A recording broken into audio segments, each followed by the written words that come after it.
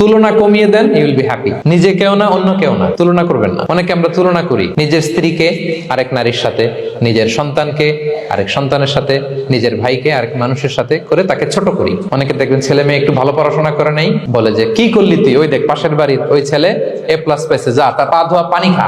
Common কথা, এটার একটা ভালো ব্র্যান্ডিং করা যেতে পারে, মানে A+ পাওয়া ছেলেদের পা ধোয়া পানি এরকম মিনারেল ওয়াটারের বোতলের মতো বিক্রি করলে ভালো ব্যবসা হবে, কি বলেন? এটা হচ্ছে আমাদের মুরব্বীরা, টিপিক্যাল মা বাবারা এটা বলেন, ভুল করেন, ওনারা বুঝেন না। কখনো কম্পেয়ার করবেন না। এটা করে আপনার ছেলের মনোবল আপনি আগেই ভেঙে দিচ্ছেন। আপনি দায়ী আপনার ছেলে কিছু না পারার কারণে। আপনি সাহস দেন নিজে, পাশে থাকেন নিজে। A+ যারা পাইছে পা ধোয়া পানি খেতে বলছেন যে, এজন্য ওকে, ওই ছেলেকে আল্লাহ A+ পাওয়ার জন্য বানাইছে, আল্লাহ ওকে ওই মেধা দিচ্ছে, কিন্তু আপনার ছেলেরা আবার আল্লাহ তাআলা অন্যদিকে মেধা বাড়ায় দিচ্ছে।